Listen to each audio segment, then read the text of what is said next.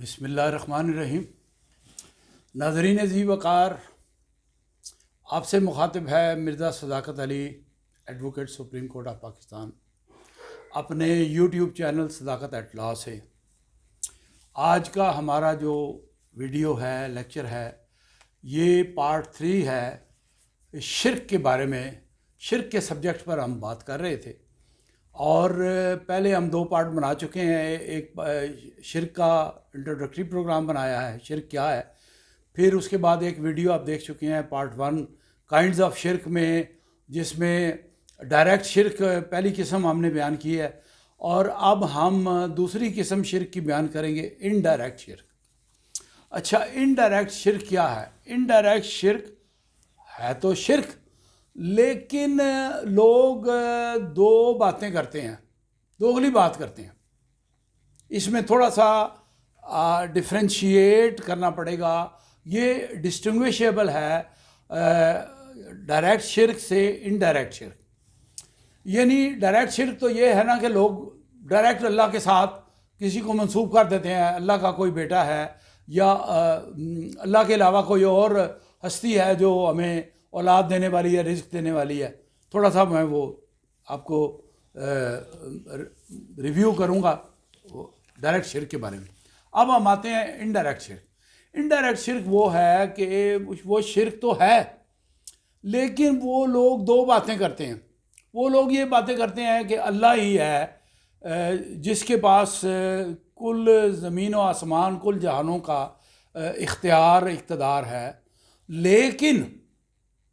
لیکن ہمارے بگڑے کام سنوارنے والے تو ہمارے فلاں نبی ہیں۔ کچھ مذاہب یہ کہتے ہیں ہمارے فلاں نبی ہیں، ہمارے بگڑے کام سنوارنے والے ہمارے نبی ہیں۔ یہ یاد رکھیے، تمام بگڑے کام، تمام حاجت روائی صرف اللہ کی ذات کے پاس ہے، اختیار اس سے ممکن ہے۔ نبی جو ہیں وہ آپ کو سمجھنا پڑے گا کہ نبیوں کی آمد کیوں ہوئی۔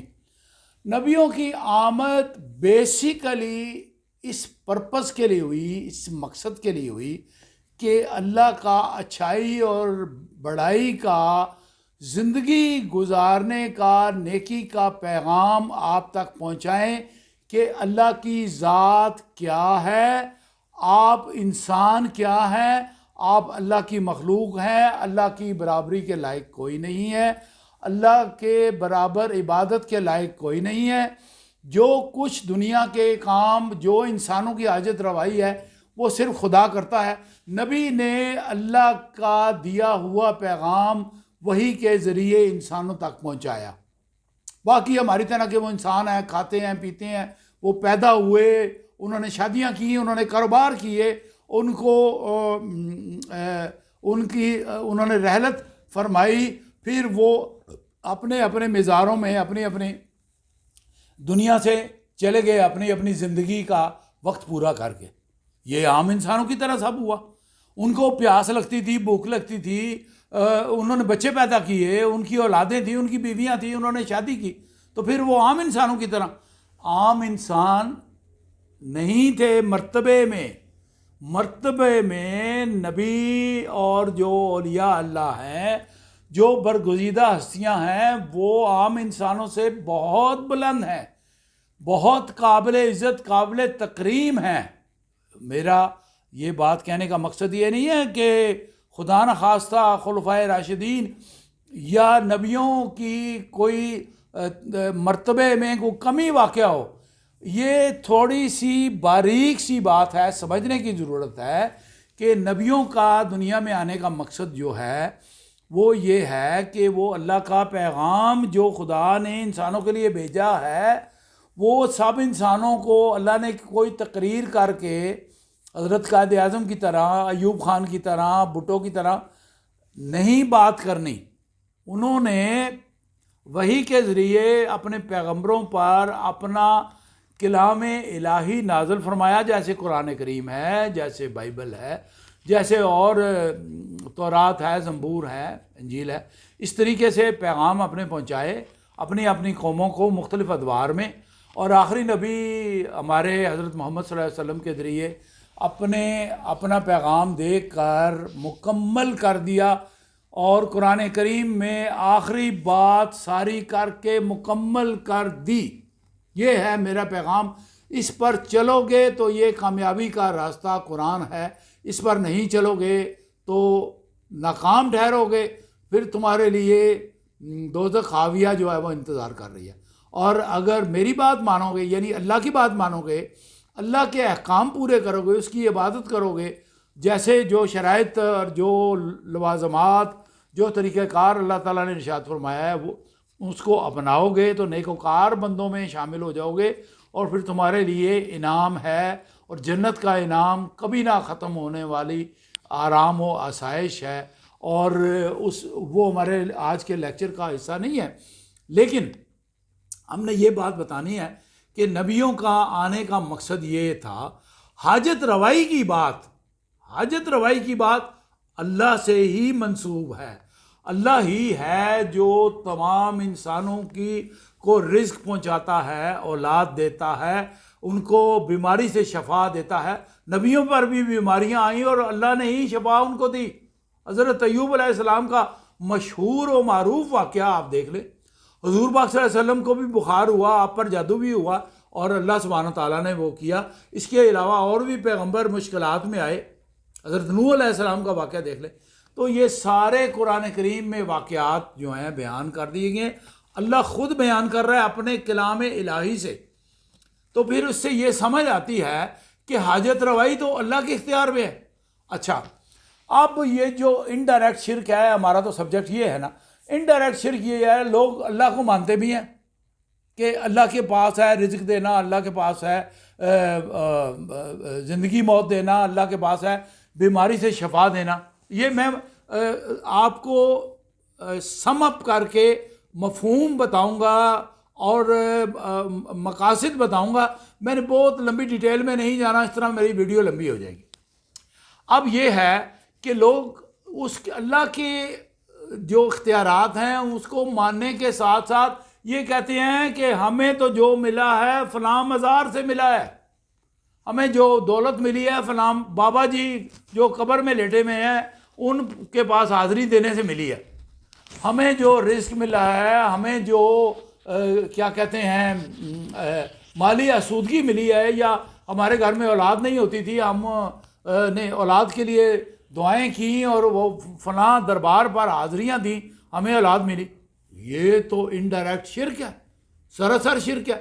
جب اللہ سبحانہ تعالیٰ قرآن کریم میں ارشاد فرما رہا ہے کہ جو کچھ ہے تمام خزانوں کی کنجیاں اللہ کے پاس ہیں، جسے اس کے سوا کوئی نہیں جانتا، اور نبیوں کا کام تو صرف یہ بھی، اس پر بھی آیت مبارکہ ہے کہ نبیوں کا کام صرف ہدایت کا پیغام، میرا پیغام پہنچانا ہے۔ تمہارے ذمے یہ نہیں ہے کہ لوگ اصلاح پا لیں، لوگ برائی کو چھوڑ کے اچھائی کی طرف آ جائیں، باقی تم چھوڑ دو، جو میرے بندے ہیں وہ اچھائی پالیں گے، یہ اللہ فرما رہا ہے۔ اور جنہوں نے گمراہی کا راستہ اختیار کرنا ہے وہ گمراہی کے گڑھے میں رہیں گے، اور ان کے لیے اللہ نے دردناک عذاب تیار کیا ہوا ہے۔ اب انڈائریکٹ شرک میں یہ کہنا چاہتا ہوں کہ لوگ یہ کہتے ہیں کہ مجھے جو دولت ملی ہے، مجھے جو مالی آسودگی ملی ہے، مجھے جو جائیدادیں ملی ہیں، مجھے جو اقتدار میں کوئی حکومت میں یا سیاسی طور پر سرکاری عہدہ ملا ہے، وہ فلاں پیر صاحب کی وجہ سے ملا ہے۔ بھئی یہ کیسے ممکن ہے؟ ایک طرف تم اللہ کو مان رہے ہو اور اللہ کے پیرلل تم ایک پیر کو مان رہے ہو یا کسی اور سیاسی ہستی کو مان رہے ہو، تو تم نے اللہ کے مقابل کسی کو کھڑا کر دیا، تو یہ انڈائریکٹ شرک ہے۔ یہ بھی شرک کی ایک قسم ہے۔ ہم نے ڈسٹنگوش کیا ہے ڈائریکٹ شرک اور انڈائریکٹ شرک، یہ انڈائریکٹ شرک ہے۔ پھر آپ نے اولاد کی توقع رکھ لی کہ یہ اولاد جو میرے گھر بیٹا پیدا ہوا ہے نہیں ہوتا تھا، وہی اللہ کے کام ہے، وہ آپ کو شادی کے 15 سال بعد آپ کو اولاد دے، یہ اللہ کے کام ہے کہ تاخیر سے بچہ پیدا ہوا، جب اس کی مرضی سے دیا، آپ کو ایک ہی بیٹا دیا، آپ کو زیادہ اولاد نہیں دی، تو یہ بھی اللہ کے کام ہے۔ تو اللہ کی جب مرضی ہوتی ہے تو وہ کرتا ہے، وہ آپ کو آزما رہا ہوتا ہے، اس نے قرآن کریم میں کہہ دیا ہے کہ اے انسان میں نے تجھے پیدا کیا ہے تمہارا امتحان لینے کے لیے کہ تم میں سے بہتر کام کرنے والا کون ہے۔ دیکھیں جب آپ ضرورت مند ہوتے ہیں، آپ حاجت روائی ہوتے ہیں، تو پھر وہ آپ ایک امتحان میں مبتلا ہو جاتے ہیں کہ آپ حاجت روائی کے لیے کس کا سہارا ڈھونڈتے ہیں۔ کیا آپ کسی انسان کا سہارا ڈھونڈتے ہیں، کسی قبر کا سہارا ڈھونڈتے ہیں، کسی مزار کا سہارا ڈھونڈتے ہیں، یا کسی پیر کا، کسی ملنگ کا، کسی بابے کا سہارا ڈھونڈتے ہیں، یا کسی جادوگر کا سہارا ڈھونڈتے ہیں؟ وہ جادوگر نہیں ہوتے، وہ کہتے ہیں نہ ہونے والے کام، مشکل سے مشکل کام چند گھنٹوں میں حاصل کری، پیسے لے کے رفو چکر ہو جاتے ہیں۔ تو پھر اللہ کہتا ہے کہ تم اگر بابوں پر یقین رکھو گے تو میں تمہیں ان کے پیچھے ہی لگا دوں گا، تم ادھر ہی جاؤ گے، پھر میرے دروازے تمہارے لیے بند ہیں۔ تو یہ ہے انڈائریکٹ شرک۔ انڈائریکٹ شرک یہ ہے کہ آپ اللہ کو بھی مان رہے ہیں اور یہ کہتے ہیں کہ فلاں بندہ جو ہے، وہ فلاں پیر جو ہے، فلاں اقتدار کے اعلیٰ مرتبے پر فائز کوئی بڑا افسر یا کوئی بڑی ہستی جو ہے وہ میری حاجت روائی کر رہی ہے۔ تو یہ تو انڈائریکٹ شرک ہے۔ تو انڈائریکٹ شرک بھی میرے رب کو منظور نہیں ہے۔ اب میں ریفرنس کے طور پہ آیت مبارکہ پڑھتا ہوں اور اس کے بعد پھر میں اپنا لیکچر ختم کروں گا۔ یہ ہے سورہ بقرہ آیت نمبر 21 تا 22۔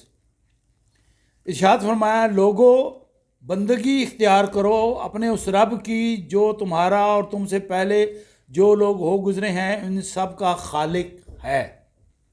تمہارے بچنے کی توقع اسی صورت سے ہو سکتی ہے، وہی تو ہے جس نے تمہارے لیے زمین کا فرش بچھایا، آسمان کی چھت بنائی، اوپر سے پانی برسایا اور اس کے ذریعے سے ہر طرح کی پیداوار نکال کر تمہارے لیے رزق باہم پہنچایا۔ بس جب تم یہ جانتے ہو تو دوسروں کو اللہ کا مد مقابل نہ ٹھہراؤ۔ سورہ البقرہ آیات نمبر 21 تا 22۔ اب یہ بات واضح طور پر اللہ سبحانہ تعالیٰ نے قرآن کریم میں ارشاد فرما دی ہے کہ دوسروں کو اللہ کا مد مقابل ٹھہرانے کا مطلب یہ ہے کہ آپ اللہ کو بھی مانتے ہیں اور ایک اور بندے کو اللہ کے مساوی پیرلل کھڑا کر دیا، اللہ کے پیرلل کھڑا کر دیا کہ یہ اس نے مجھے دعا کی یا اس نے میری اولاد کا بندوبست کیا۔ وہ کیسے اولاد کا بندوبست کر سکتا ہے؟ وہ تو خود انسان ہے، وہ تو خود اس نے ایک دن مر جانا ہے، اس کو پیاس لگتی ہے، بھوک لگتی ہے۔ اللہ تو بے نیاز ہے، نہ اللہ کو بھوک لگتی ہے، نہ پیاس لگتی ہے، نہ اس کو کوئی ضرورت ہے کھانے کی، نہ اسے اونگ آتی ہے، نہ اسے نیند آتی ہے۔ وہ اللہ کے معاملات، اللہ کا وجود، اللہ کی ذات انسانی صلاحیتوں سے اور ہیومن فیچر سے آل ٹوگیدر ڈیفرنٹ ہے۔ تو یہ سمجھنے کی بات ہے، اللہ کا معاملہ الگ رکھیے اور دنیا کے لوگوں کا۔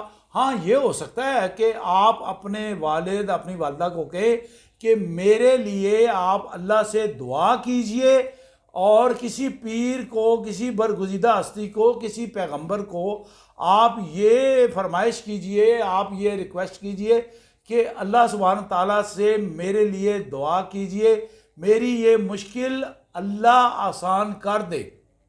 دونوں باتوں میں فرق ہے۔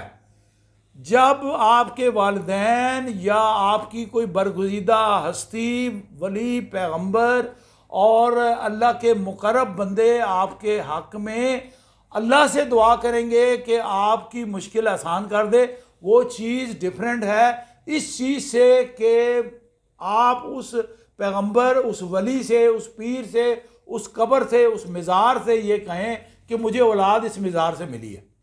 دونوں میں فرق ہے، یہ سمجھنے کی بات ہے، باریک سی بات ہے۔ تو یہ ہے انڈائریکٹ شرک۔ جب آپ یہ کہیں گے کہ مجھے رزق ملا ہے، میری مالی آسودگی ہوئی ہے اس مزار پہ جانے سے، اس مزار پہ دیگیں چڑھانے سے، اس مزار پہ منت ماننے سے، تو یہ سمجھیے اور شرک سے بچیے۔ آپ نے اللہ کی ذات سے ایک جوتی کا تسمہ بھی مانگنا ہے تو اللہ کی ذات سے مانگنا ہے، ایک سوئی بھی مانگنی ہے تو اللہ کی ذات کے سوا کوئی اور دوسرا دینے والا نہیں۔ یہ تھی انڈائریکٹ شرک کی ڈیفینیشن. امید ہے کہ میں آپ کو سمجھانے میں کامیاب ہوا ہوں گا. اللہ مجھے، آپ کو اور تمام مسلمانوں کو، تمام لوگوں کو ڈائریکٹ یا انڈائریکٹ شرک کرنے سے اپنی پناہ میں محفوظ رکھے. اجازت لیتے ہیں. السلام علیکم.